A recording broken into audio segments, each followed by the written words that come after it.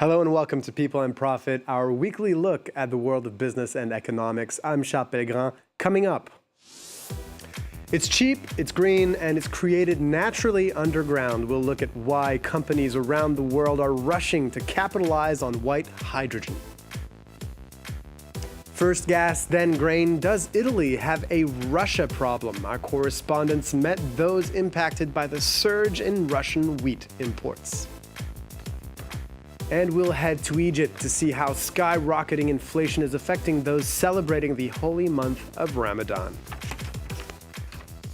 Well, geologists around the world are calling it the new gold rush, a global scramble to try and harness the power of hydrogen.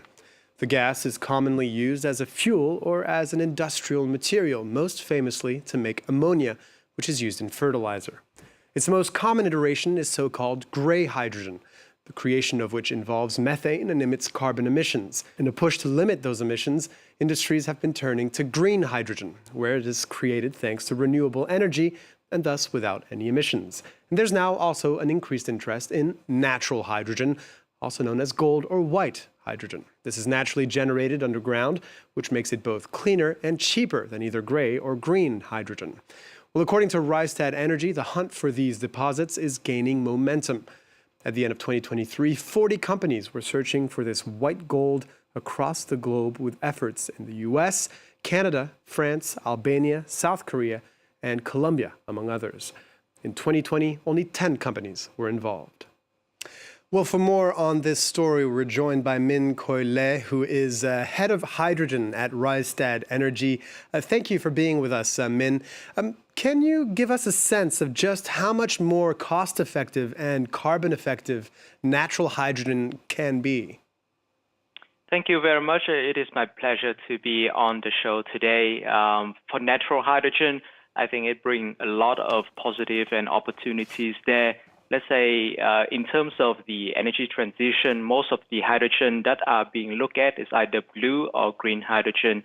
And for green hydrogen, which is made from renewable energy, the prices range that we could be looking at is about $10 to $12 per kilograms. For natural hydrogen, from the reported numbers that we are seeing, it could be down to below $2 per kilogram, so about 5 times cheaper than green hydrogen. Of course, for green hydrogen is normally zero carbon associated if you use dedicated renewable energy. However, for natural hydrogen, there is a little bit of carbon emission, but it is not as bad as, let's say, you make hydrogen from natural gas. The emission that are associated with natural hydrogen is normally associated with the drilling process or any contamination of other gases in the extraction process. So if those are handled well, we could be looking at a very low emission intensity for natural hydrogen. And what role do you see natural hydrogen play in a clean energy mix in a net zero world? Yeah, definitely could play a very key role. In Rystad Energy, when we're looking at a potential hydrogen demand to meet some of our net zero and climate goals, it could range from anywhere between 250 to 450 million tons of hydrogen. That is 4 times more than the amount of hydrogen that we use today. So there is a lot of room for many different sources of hydrogen to play in this role. There hasn't been a lot of confirmed numbers on what these reservoirs of natural hydrogen could hold, but some of the numbers that indicated could play a significant amount within this range to help us reaching to our target.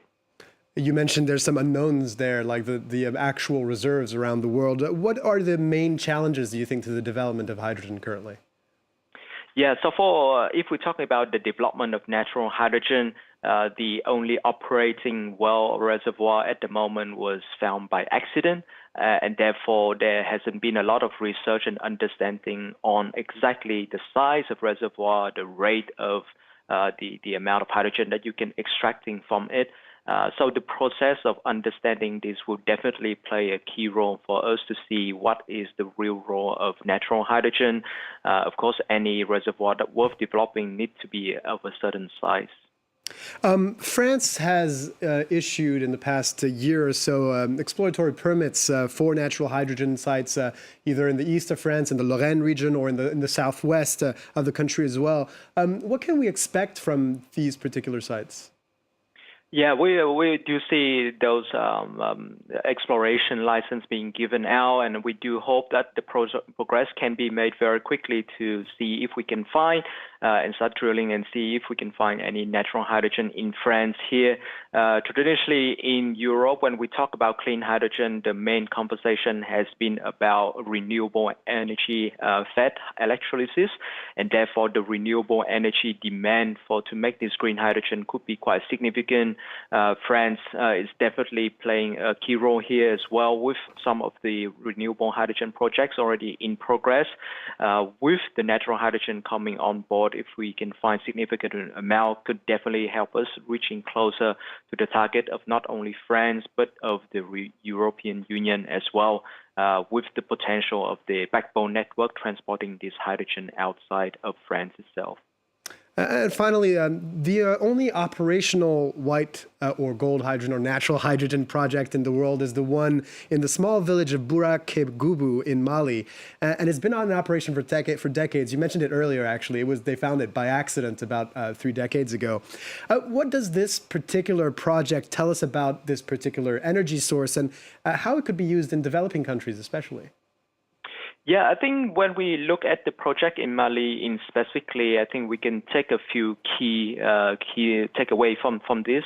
One of them is it's being used to power a fuel cell to power the village around this site. I mean, it has that potential to provide remote powers and potentially extend wind other application of hydrogen, such as transportation, coming into play. But it also highlights a potential negative there, and that is hydrogen is still very hard to be transported in its gaseous form. And that means if you want to really use this hydrogen to demand centers, to industry, to potential transportation, there need to be a midstream development, whether that's pipeline or the transportation process, converting to other carriers perhaps, in order to really make use of this. That has been always the challenge for hydrogen in the past and even now. Minh Khoi is head of hydrogen at Rystad Energy. Thank you so much for sharing your insights with us. No worries, it is my pleasure. Well, Italy has backed every single round of sanctions the European Union has imposed on Russia since the war on Ukraine. But because agricultural goods aren't subject to these sanctions, the country now finds itself inundated by Russian wheat. In 2023, imports of durum wheat from Moscow climbed exponentially, badly affecting local farmers who are losing market share in supplying the country's pasta makers. Our reporter Natalia Mendoza found out more. For 5 generations, Saverio De Mola's family has grown wheat in Apulia, one of Italy's biggest farming regions. In the last few months, he's experiencing a new phenomenon, an exponential increase in Russian wheat imports, huge volumes at low-cost prices that have rocked the market. The impact is devastating. Wheat coming from abroad has led to a surplus in supply, and that's led prices to fall. Our turnover collapsed 30 to 40% last year. Current wheat prices are the lowest in the last 5 years. In 2023, Italy imported 400,000 tons of Russian durum wheat, an increase of 1,100%. Look, that lorry over there is about to unload the cargo of wheat that we are waiting to treat. At this industrial flour mill, the wheat is washed and transformed into semolina before being sold on to food product makers. Here we mainly get Italian wheat, but also imported wheat. At the moment, we got reserves of wheat that are falling in price, so we are going to have no choice but to sell our products at lower prices. Lower prices that benefit Italian pasta producers, but which could turn out to be a double-edged sword. Pasta producers in Italy are benefiting from imports of raw materials at competitive prices. But in the medium term, that creates a dependence on Russian wheat imports. That is a weapon, not a military one, but a weapon that Russia could use to put pressure on the Italian economy, just as it did with its gas exports. Italy is the only EU country suffering this situation. There's almost no Russian wheat imported by other big durum wheat consumers like Spain or Greece. A plunging currency and record high inflation has many Egyptian consumers tightening their spending this Ramadan. While the holy month is traditionally a time of fasting and prayer, it's also an opportunity for families to come together over nightly meals. To combat the cost of living crisis, the government is running a low-price food market. But the catch is, so far, it's only during Ramadan. Eliza Herbert has the story. Ramadan in Egypt is a time of prayers, fasting, and also the period of the highest average food consumption, as Muslims break fast after sunset and consume 2 meals at once. This year, a surge in food prices has led these shoppers to a government-run low-price food fair in search of a deal. Flour is sold for 32 Egyptian pounds, but here it's sold for 26 pounds. Oil is 70 Egyptian pounds, but here it's available for 50. There's a big difference in prices. People were waiting to receive their salaries and rush here to buy their essential commodities because they're very expensive at the retail shops.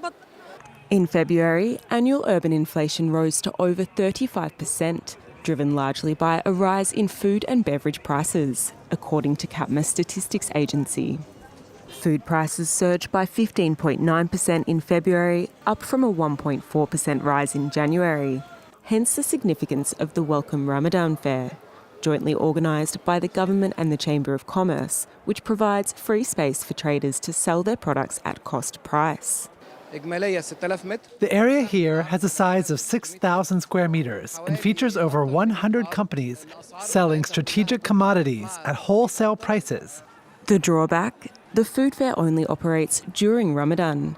For these shoppers, they can only hope that it will continue throughout the year as the country navigates record high inflation rates.